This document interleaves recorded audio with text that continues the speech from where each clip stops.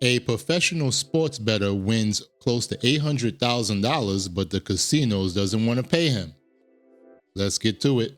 These are the winners. I'm holding, theoretically, or what should be $800,000 in my hand. We meet 24-year-old Thomas McPeak in the home he shares with his parents.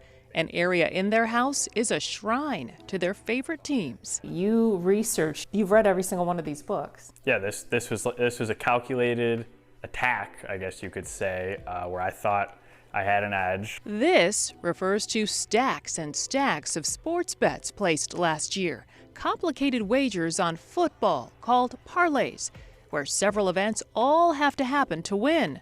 First stop, Horseshoe Casino in Hammond in August. You went in with $30,000. Roughly over the course of 1 week-ish.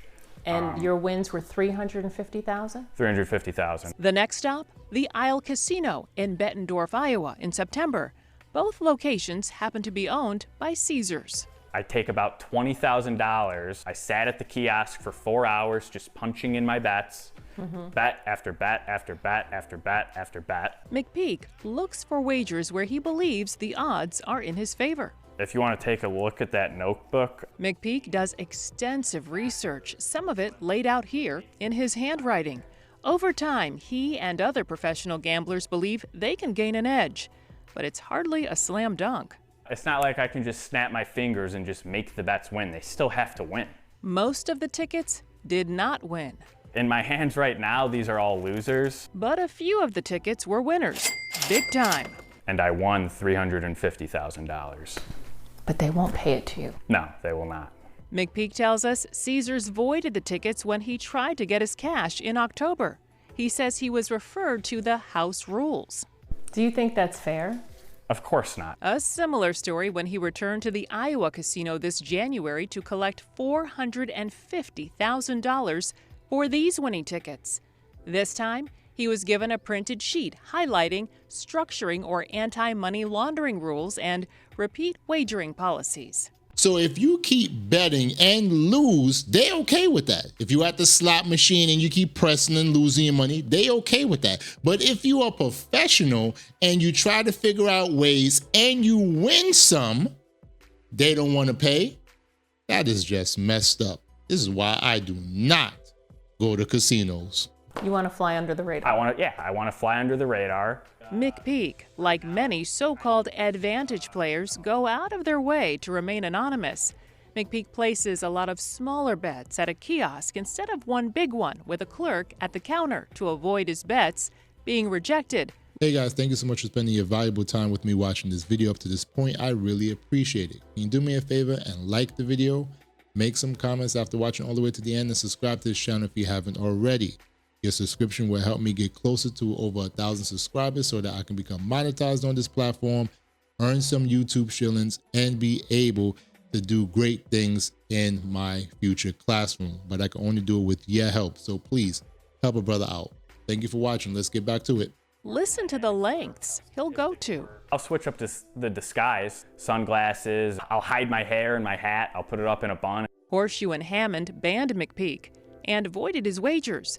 That's in contrast to FanDuel and Blue Chip Casino in Michigan City, which also banned McPeak after a big win.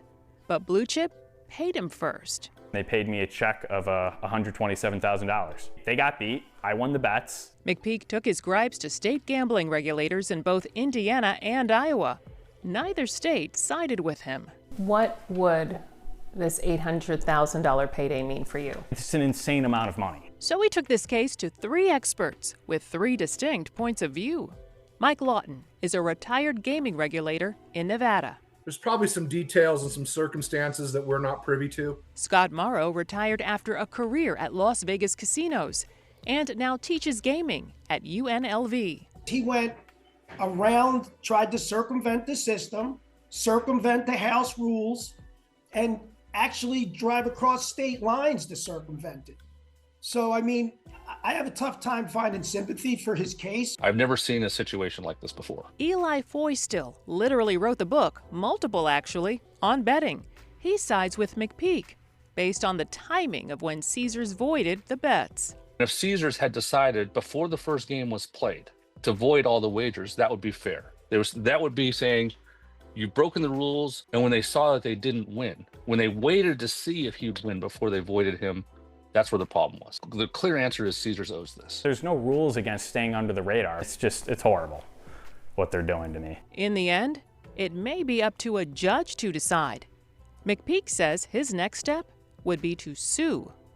Yes, I totally agree. I totally 100% agree. Sue their asses, because that's the only way that these things are going to stop. Now, and being a professional gambler and stuff like that, I don't really agree with gambling like that. Once in a while, I may play the lotto, and if I ever hit the Powerball or Mega, you guys would know. But I don't really agree with the professional gambling stuff. But hey, some people make a lot of money off it, and rightfully so. They spend a lot of money, and sometimes when they win, they deserve to get paid out. But of course, these casinos are not going to want to pay them out, because if they pay out them, it's going to encourage other people to try it, and they, of course, don't want to lose any money. But still, pay the man his winnings. He won. He lost a lot of money before, and he won some money. Pay the man. That's how I look at it. But of course, it's up to a judge now, hopefully, as he continues to sue, and it might go up to the Iowa or Indiana Supreme Court, or probably even the federal Supreme Court. Who knows? And I hope this guy wins. And I hope he gets pain and suffering, go in front of the judge and cry, oh God, these evil casinos, this, that, that. That's how you gotta do it. This is how you gotta do it. You gotta put on them tears, homeboy. You gotta put on them tears. Well, guys, thank you so much for watching this video up to this point. I really appreciate you watching all the way to the end. Thank you. Can you please do me a favor and like the video? Make some comments. Tell me how you feel about this situation right here. What would you do if you was in that man's situation? And subscribe to this channel if you haven't already. That will greatly help me out, as I am edging closer to 1,000 subscribers, and I'm trying to get monetized on this YouTube platform. But I can only do it with your help, so please help a brother out. Thank you so much. Till next time, guys, be safe. Have a wonderful, wonderful day. Peace.